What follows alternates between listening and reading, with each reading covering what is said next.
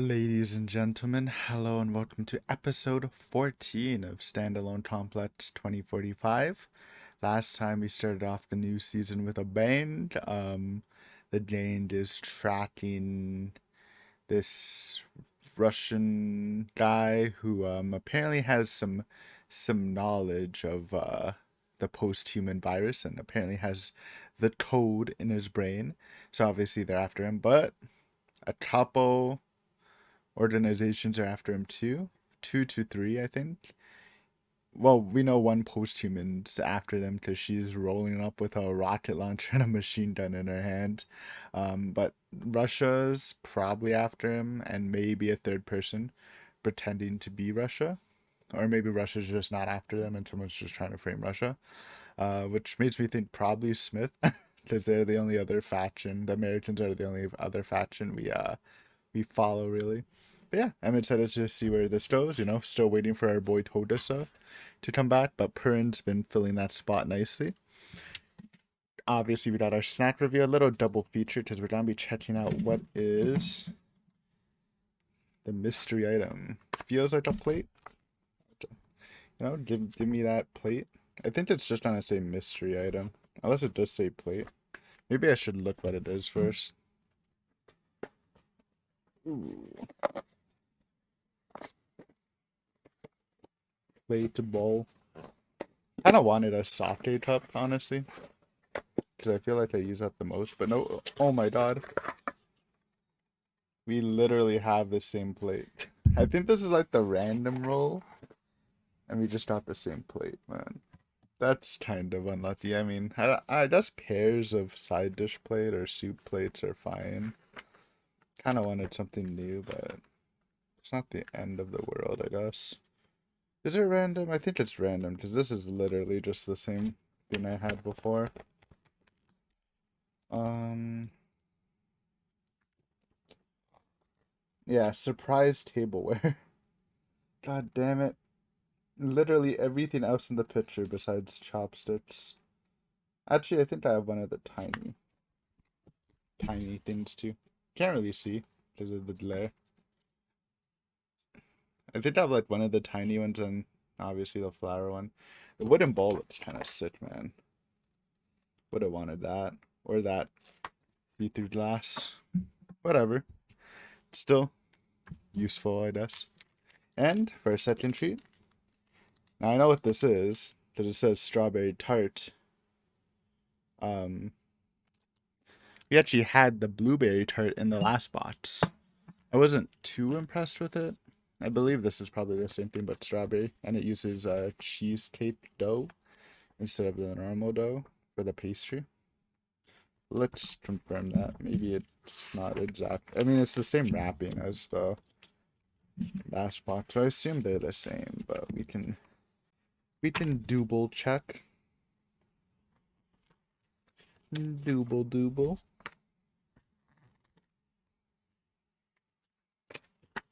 Strawberry Tart by Ito Confectionery. Full of juicy Ibaraki strawberry jam, this mini tart is the perfect sweet mix of sweet and sour. Okay, maybe it doesn't use the cheesecake thing, because I specifically remember it stating that in the blueberry tart description. Maybe it wasn't a hit. I mean, the blueberry tart was good, just the pastry wasn't amazing.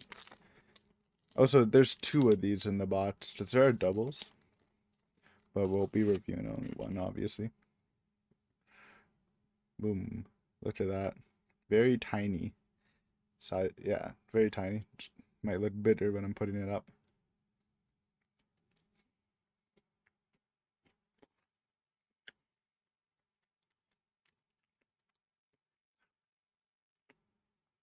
It's good. Maybe I'm just a strawberry enjoyer, which is surprising. That I don't really eat blueberries or strawberries, but this is good.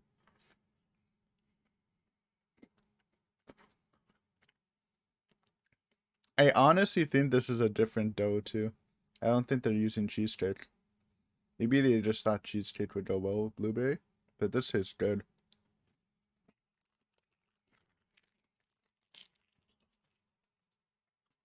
If we're having a strawberry theme in this box, I'm fucking down for it.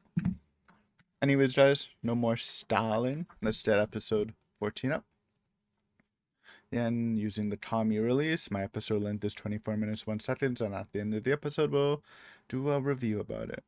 But yeah, get ready in 3, 2, 1, go!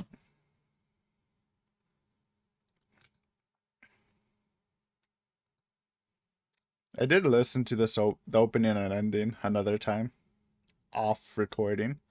Pretty good. I think I like the ending more, but there's a really sick part in the opening that I like. Very dreamlike, kind of like the OG standalone complex opening. So,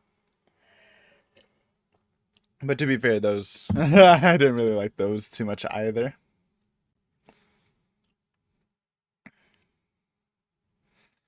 It do be trippy.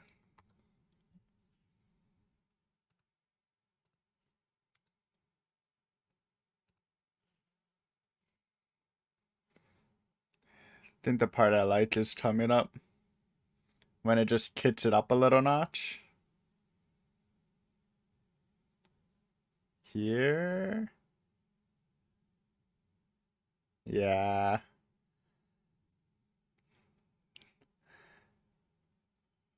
I don't know, instruments, is that just a synth?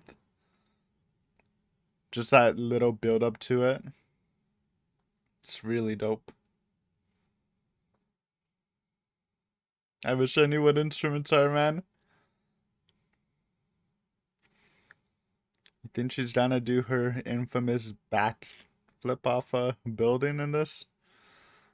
Maybe we'll see in time. Anyways, we're back to post-human hot girl with light machine gun and a RPG.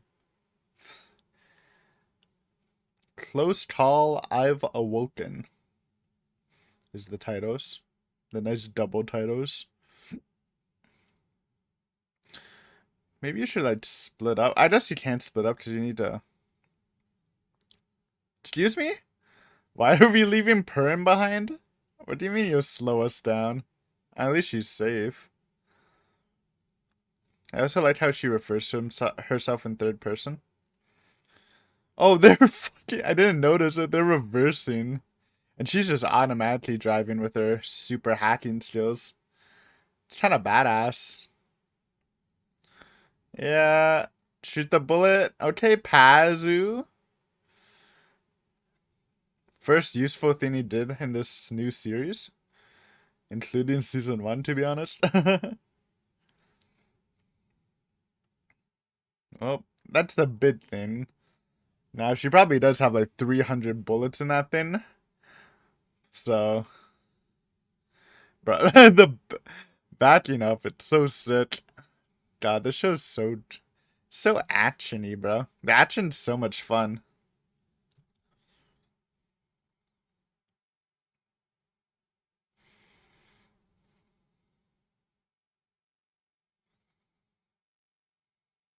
Loading the Tachikomas.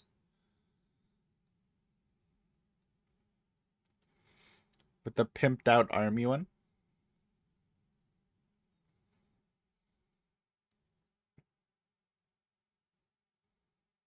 Of course, our Prime Minister. Welcome back.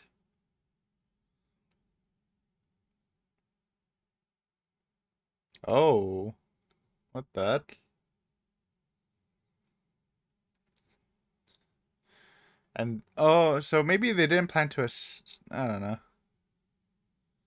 It made sense after Kutchuin. They don't want to share secrets. Unless... Yeah. Fucking Smith. You know when he introduced himself as Agent Smith, he's sketchy. Oh.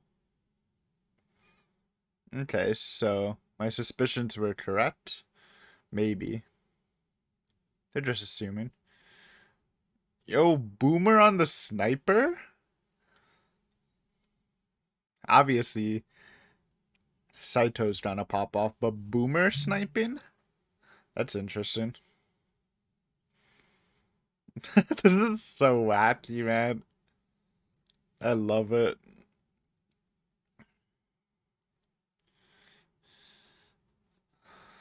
Bro, imagine just driving and you see this shit happening. Oh, that was so close. Bruh, she almost died. We need some backup. A Tachikoma drop would be blessed here.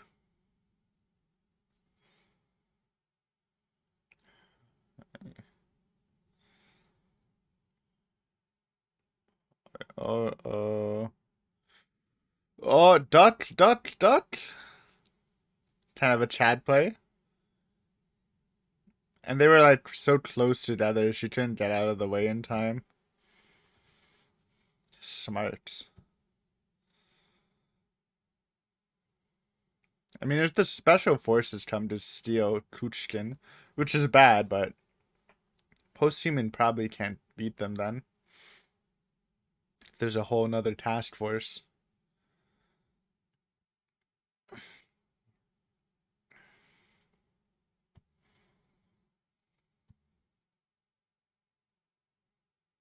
Oh my god. Bro, she's just a... Oh, the funny dodges, man. Literally a video game boss. It's like Western Resident Evil 5. Ooh, good shot.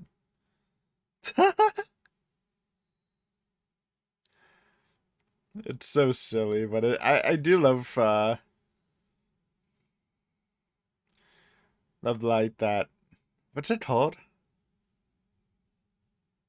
Like future sight, foresight, pre-initiative. It's always cool. It's a cool fighting ability in general. Purrin, you're just chilling. You're not trying to catch up. Rally the Tachikomas. Save, save Bato.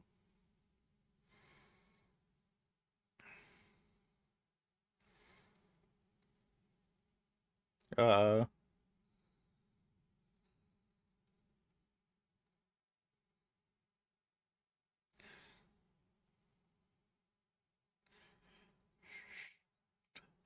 all right. MVP Purrin about to pop off as per usual.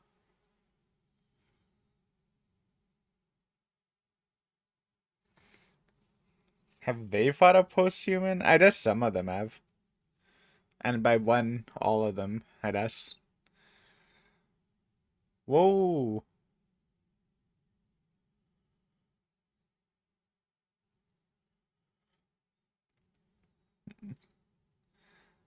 Yoint.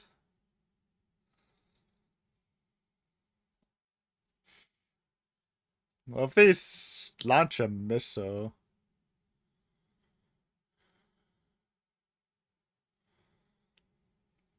I feel like that would have serious repercussions, but I guess they are America. What can you do? There's a stealth plane.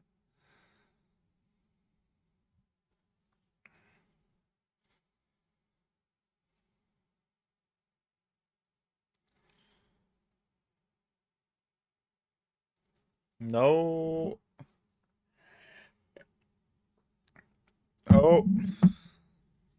Hat. Don't forget the super hat. Jeez, just hide behind the truck then. Jesus. The horror of the future with self-driving cars, man. People can hack that shit.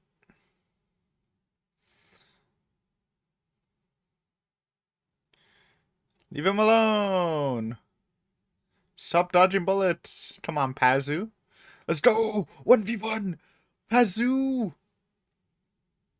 Oh, he's getting out. Unless. Unless. Oh, oh, Pazu, Pazu. It's not over yet. Not over till it's over. Yo, he's getting fucking destroyed. It's fair, bro. Honestly, I don't expect anyone to beat them in hand to hand besides Motoko. And maybe Bato. But Motoko's I don't even think Matoto's guaranteed. It's like a 50-50 or a 60-40 for posthumans, honestly. Or a 70-30, man. Unless, because she only won with the outsmart. I don't think you can use a similar tactic. Maybe it's a 60-40. Don't underestimate Motoko. It's just hard when the posthuman can determine every action you're gonna do before you do it with their pre-initiative.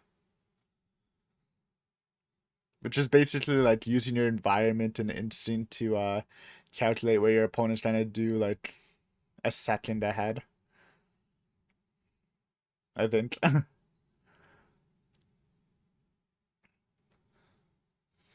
Oh, probably more than a second if she's dodging bullets.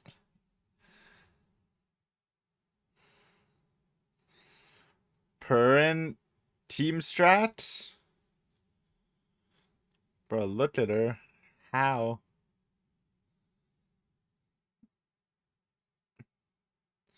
Uh-huh.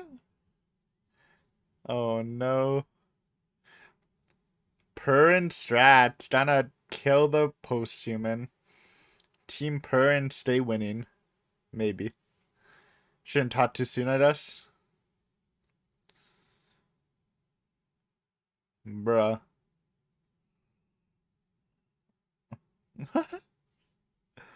Just so funny how she's in office lady clothes too. Sexy secretary clothes.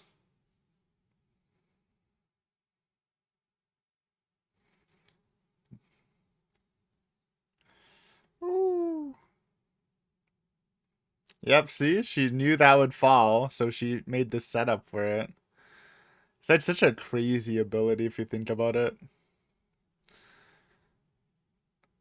Like, you either have to be, like, faster or have, like, a deep, deep plan. Or just be stronger.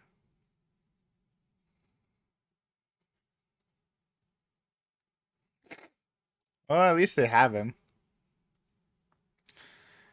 Give them to your team before the Americans come.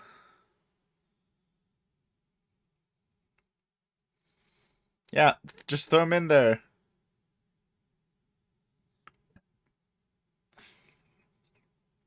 What about Perrin?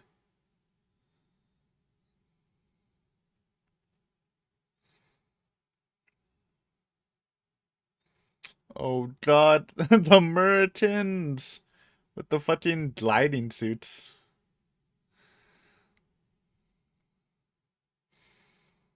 We're allies. Only two of them though. They're still in autistic mode, so they can't use their hacking. Just two guys though? I feel like that's not bad. Two cyborgs? It's winnable.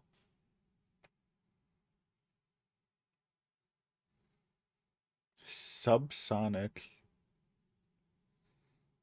Why are we fighting them? They're really making a big play here, huh? Fucking Smith.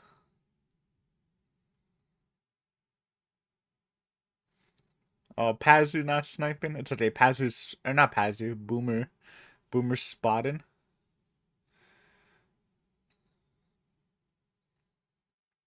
Good thinking. That's good. Surprised they only brought two people. We'll see how good they are, though. They might be really good if they're special forces.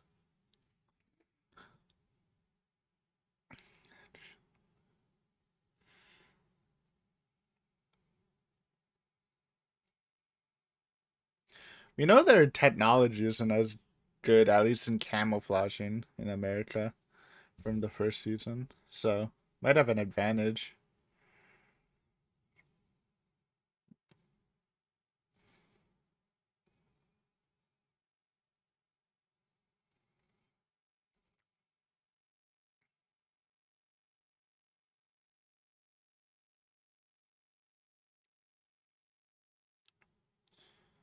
God, look at this camera work. So stylish. I think this is actually a step up from season one. Ooh, good one. Even with her OP ability, it's impossible to dodge everything all the time. Yo, she's steaming.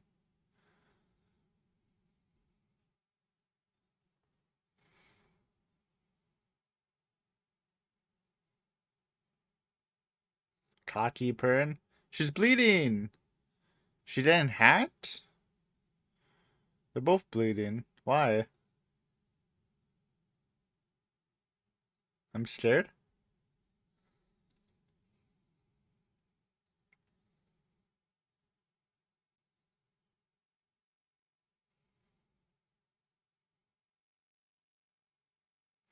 And I think the smoke will react to them moving too, right?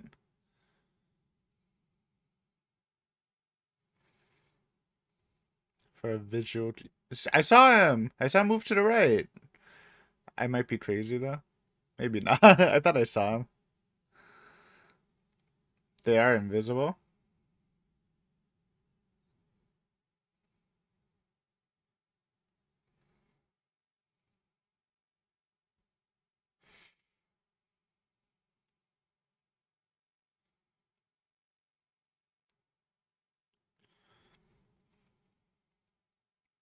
Oh, my guy's just standing, huh? Oh, you're dead, brother.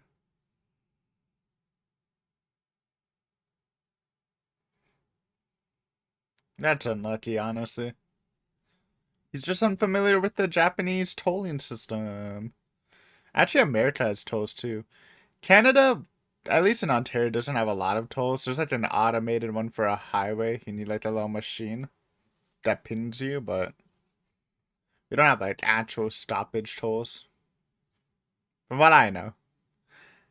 Unless it's a up north or something. Bateau! What the fuck?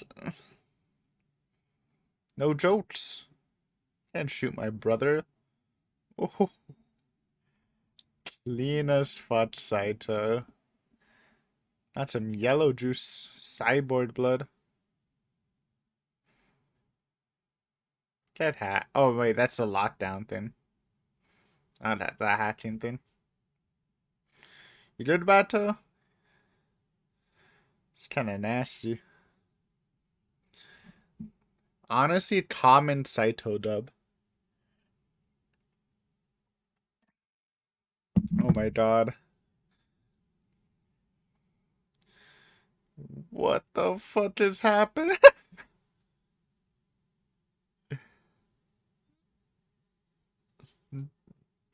I love this shit.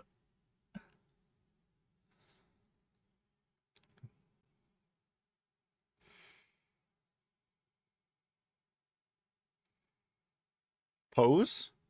Look back while steaming. Ooh, fits hair. And escape. It's gonna happen. A formidable let down hair. Okay, lady.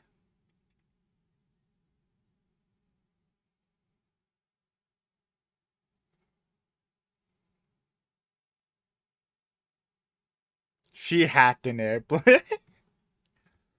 Kind of did a Chad mood. Oh my god. That's why the future is scary. Don't have automated. I mean, I guess it's kind of automated already, but yeah, that seems like a bad thing.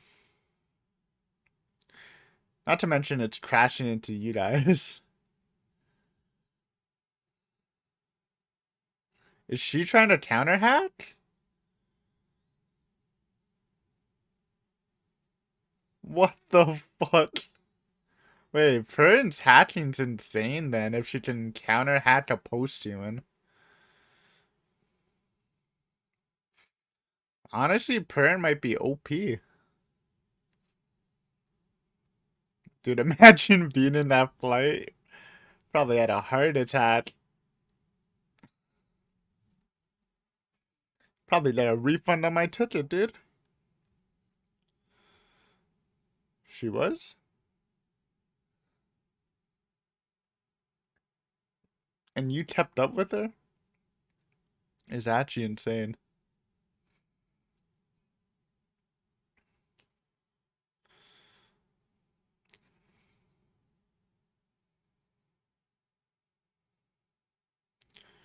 Good work, team.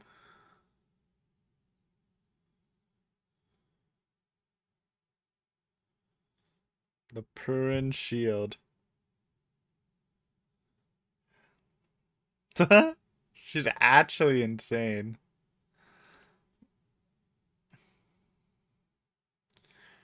Kukushkin.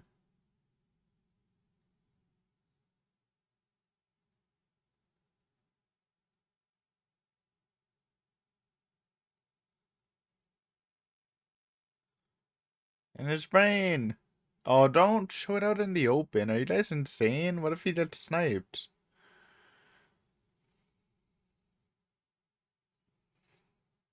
Why would the NSA want to erase it, though?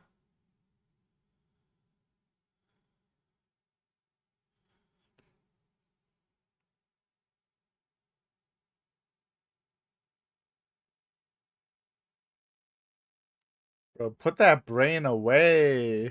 I'm nervous just looking at it. Thank God. I thought I was about to get sniped.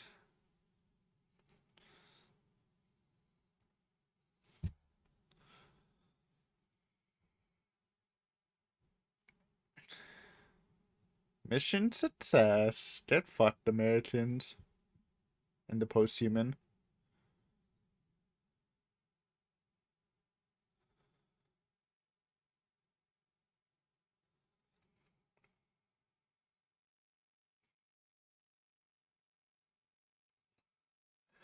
Oh no.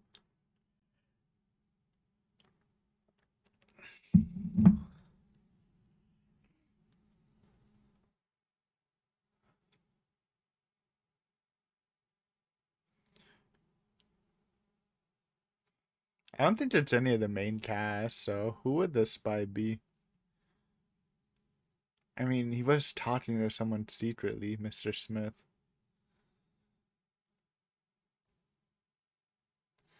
It's over?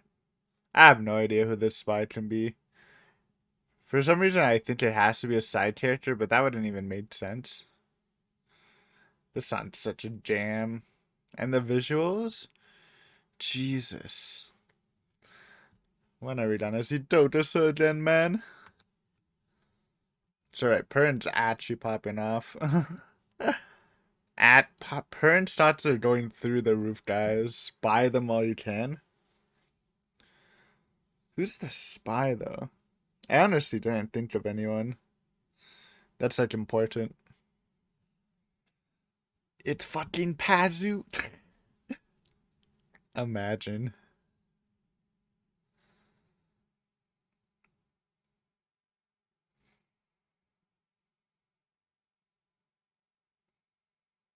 New drip dropping? I don't like the hoodie drip from Motoko. Actually, I don't know how I feel about it. The dark battler drip on Totosa is cool. It looks casual on her, which is just weird.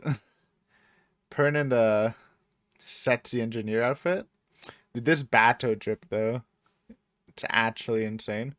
It's simple, but it looks so clean. I love the color red, by the way, so probably why I like it. Jesus. Okay, we're done. Good happy, dude. I think, I mean, it's early, but I feel like this is like better than the first season, and it goes with my prediction that it's not gonna be a slog like the first half of the first season, since we have everything already like established, and you saw it in the first episode of this season. It's just gonna like just go, and it's just been going, you know. Next episode might be a little more chill since they've captured Kukushkin. But yeah, this episode was literally insane. I mean, one of the more notable things was the fucking car chasing. I didn't even realize at the beginning that they were reversing. Like this is some fast and furious shit, and I love it. Just something about like the squad just reversing in a highway. By the way, those are some fast ass cars, while the post-human is hacking her cars. So she's just standing up, fucking shooting her machine gun at them while they're just reversing. What Toko's reversing? I assume they're using hacking. Actually, they're not. I always feel weird about saying it, but I know it's not like inherently a bad word. Autistic mode, which is I think they very much limit their use of the cyber parts in them, so they can't like be super hacky, I think. But I'm not sure. Because then how would Purin do it? I don't actually know what tell me it's kind of a weird Google search, but ghost ghost in the shell. Hey, it's a real thing. What do they mean by autistic mode? Uh, Reddit.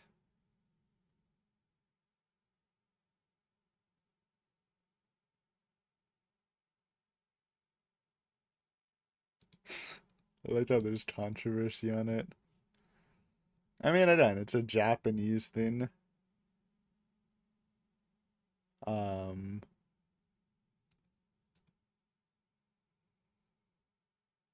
Acoustic. Okay, apparently autistic's just it means something else different in Japan too. But anyways, in the cyberpunk future of Ghost in the Shell, airplane mode means you actually turn into an wait, what? Wait. Is this real lore? In the cyberpunk future of Ghost in the Shell, airplane mode means you actually turn into an airplane, i.e., extending wings, jetpack, etc., as needed to begin flight. So they need another word for turning off your brain's Wi-Fi. That is, if that's real, that's crazy. I don't think that's real. I'm just gonna count that as real though, because that's really funny. But airplane mode, so I guess it's less. You can still use your abilities, but you can't connect to a network. So I guess maybe you can still hack. It's just not like taking outside resources. I assume. I don't know. I'm not. One day I will read the Ghost in the Shell manga. It's on a long list of books to read, and right now Boogie Pop's in front of it. So eventually, though, eventually. Anyways, actually like Fast and the Furious level car chase scene. And you love Motoko's strategy of when they actually hit the roadblock, which obviously they can't just brute force because it's fully blocked with cars. If she like floors it straight, then even with the cognitive abilities of the post-human, it's just like literally impossible to steer the car out of the way since she was going. They're going really fast too. Again, zooming down a highway, so forcing the collisions obviously the right choice. Um, Pazu also shooting the rocket out of the RPG was probably the most useful thing Pazu has done this whole series so far. Because he didn't do anything in season one, and in this episode, it was a cool, very cool choreography, fight choreography. But Pazu just got his ass beat. It was really funny. Just like I'm like, okay, Pazu popping off, let's go. And then I'm like, okay, he's still in the game. He's still in the game, and he's just getting his ass beat. I'm just like, maybe not. Maybe he's not in the game. He tried his best though. I mean, again, it's still in the reaction. I don't think most people can handle like actual hand-to-hand combat with a post-human because again, we're watching them dodge bullets, and it's all obviously the hacking skills, the increased physical abilities. obviously all adds up to it, but I really do think it's the precognition or pre-initiative, which is basically it's something like future sight where you can tell what your opponent's trying to do, and then it's super fast computer brain, so maybe like just having a second is like multiple seconds in like computer world, so they can like plan out the whole thing. Um, Obviously it's probably not 100% accurate, but you can see dodging bullets means it's probably close to 100%. So to beat that, you'd either have to be brute force it, which means be so strong or be so fast it doesn't matter if they can see it coming because they just can't do anything about it, or have like a fucking deep plan that goes so deep that that even if they can like predict the future, if your plan goes deep enough where they're playing around the future and when they finally like see it's happening, it's just impossible to get out of. Or you can just take them off guard and maybe they aren't calculating exactly what you're doing. Because I guess like I just even though they can calculate what you're doing and they make a counter plan, maybe if you do something and you have like a different result in mind than what they have, maybe that can catch them off guard too. Yeah, we're just talking about like what we've seen. With the CEO guy, it was brute force because there's like a billion people fighting him, and with the boxing guy, it was playing with his lingering humanity and trying to beat him at his own game. But honestly, again, in a fist fight, I think Mototo's probably the only person on the squad who can do it. Like I have faith in Bato, but because I think he is like the next strongest brawler, but I don't think he has enough power to just brute force it. Honestly, I think you need to be super, super OP. So basically, Pazu was fucked the whole time. Um, but we saw like even like when one of the Tachitoma's bullets started scraping the posthuman's legs during the chase scene. Like even if she saw it all coming, just in your calculations, like it's impossible to like just endlessly dodge, right? Like in some situations, like probably taking the bullet to the leg was the least damaging thing. So like even if you can guess everything, like there's just some situations where you can't avoid taking damage. I don't know why I'm talking about this so much. I just really like it. I usually see it in like martial arts manga, so talking about it in a different context is fun. Um but anyways, yeah, we saw Motoko fight post-human combat too. Obviously, it looks like it was going pretty evenly, but she did get help um eventually with some gunshots. And again, you can just see how strong the post-human is. She's steaming from all the work, and she's just been dodging Gatling guns from 3 Tachitomas, piloted by Purin, who might be one of the smartest characters on the team. Again, besides Motoko. Motoko's just like all around the best person in general. I think in smarts and combat. Uh, but maybe it differs from specific expertise. Is like obviously Motoko has better battle IQ, and I think she can probably calculate a better battle plan than Purin if she could pilot the Tachitomas, but Purin's I mean I was trying to say hacking, but there's no way Purin's a better hacker than Motoko, right? But she like she kind of stalemated a post human in a hacking battle, which is like to me is an insane feat. So maybe she is just a legend and is possibly a better hacker than Motoko, which again is crazy because that's one of her big strengths, I think. But anyways, good stuff. And yeah, like, and I didn't get it at first, but the reason why like the posthuman steaming and Perrin and the posthuman that has no nosebleeds is when I first saw that I'm like, oh shit, did she do something to Perrin? Is Perrin getting hatched? But they're overusing their brain so much it's causing internal damage, which is insane. It's so cool. But from a side of that, we had the Americans interfering. Honestly, when I heard the Americans were gonna like try to take out take out the hostage.